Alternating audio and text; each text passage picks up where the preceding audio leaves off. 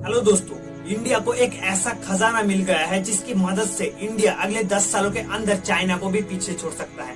मैं बात कर रहा हूँ व्हाइट गोल्ड यानी कि लिथियम के बारे में। आपके पास मौजूद हर इलेक्ट्रॉनिक गैजेट्स जैसा कि मोबाइल्स, लैपटॉप्स, इलेक्ट्रिक व्हीकल्स की बैटरी के लिए लिथियम को इस्तेमाल किया जाता है। जिस तरह से gulf country Saudi Arabia, UAE में क्रूड ऑयल मिलने के बाद गल्फ कंट्री अमीर बना, अपनी इकोनॉमी को ठीक किया, इंफ्रास्ट्रक्चर खड़ा किया, क्या इंडिया में भी लिथियम पाए जाने से इंडिया खुद को पूरी दुनिया के सामने सुपर पावर साबित कर पाएगा? क्या इंडिया भी इस गल्फ कंट्री की तरह पूरी दुनिया के सामने अमीर बन पाएगा? आइए आज की इस वीडियो में हम लोग इस सवालों की जवाब ढूंढने की कोशिश करते हैं। India has announced its first significant discovery of reserves of lithium. 5.9 million tons of lithium. I am talking about lithium, popularly called white gold.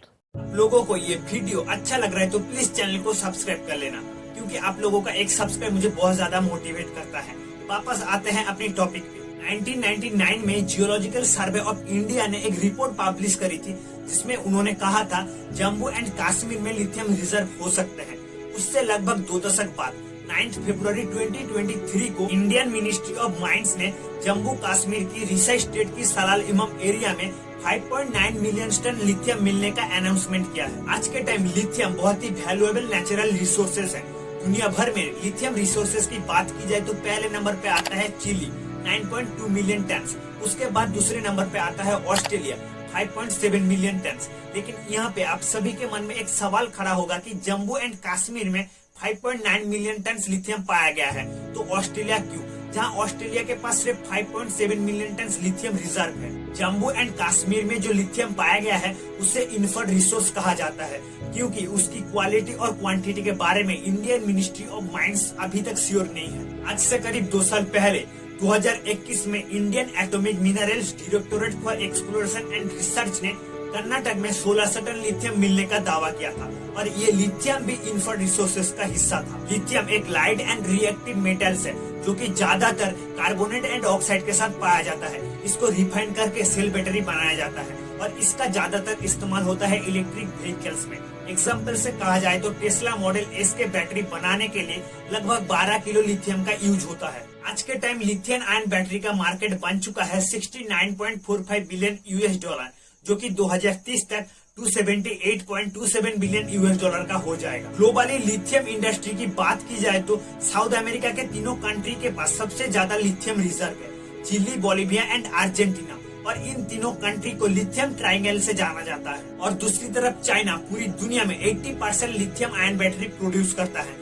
हालांकि चाइना के पास उतना ज्यादा लिथियम नहीं है, लेकिन चाइना अपनी टेक्नोलॉजी को इस तरह से डेवलप किया है और उन कंट्री के साथ इस तरह से डील करके रखा है जैसे लग रहा है लिथियम आयन बैटरी की इंडस्ट्री में चाइना पूरी दुनिया के ऊपर राज कर रहा है। अब बात करते हैं लिथियम माइनिंग को लेकर। लिथियम माइनिंग बहुत ज्यादा एक्सपेंसिव होता है और इसका बहुत ही बुरा असर पड़ता है एनवायरमेंट के ऊपर। हालांकि हम लिथियम आयन बैटरी का इस्तेमाल कर रहे हैं इलेक्ट्रिक व्हीकल बनाने के लिए, जिससे पॉल्यूशन कम हो, क्लाइमेट के ऊपर बुरा असर ना आए। लेकिन क्या आपको पता है 1 टन लिथियम प्रोड्यूस करने के लिए 2.2 लीटर पानी वेस्ट होता है, 15 टन CO2 हवा में रिलीज होता है। हम इमेजिन भी नहीं कर सकते हर दिन कितना CO2 हवा में इंक्रीज होता है। लिथियम माइन की वजह से बोलिविया एंड अर्जेंटीना जैसे देशों में काफी बार प्रोग्रेस देखने को मिला है।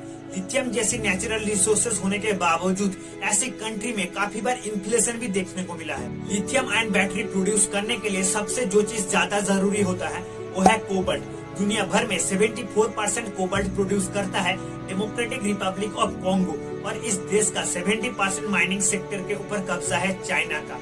और टेस्ला जैसी बड़ी कार कंपनी भी चाइना से अपनी बैटरी खरीदता है। अब बात करते हैं इंडिया में जो लिथियम पाया गया है उससे हमें क्या क्या फायदा होगा।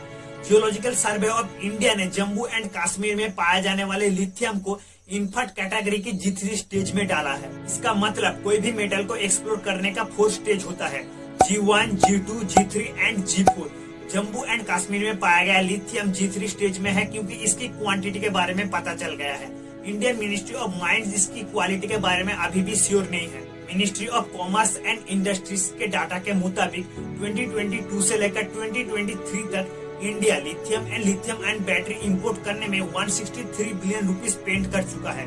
लेकिन इंडिया में पाया गया लिथियम से बैटरी प्रोडक्शन कॉस्ट 5 से 7% कॉस्ट कम हो सकता है। 2030 तक इलेक्ट्रिक व्हीकल का सेल 80 मिलियन तक पहुंच जाएगा। इंडिया का इकोनॉमी और भी ज्यादा मजबूत होगा। इंडिया को लिथियम एंड बैटरी के लिए दूसरे कंट्री के ऊपर भरोसा करना नहीं पड़ेगा।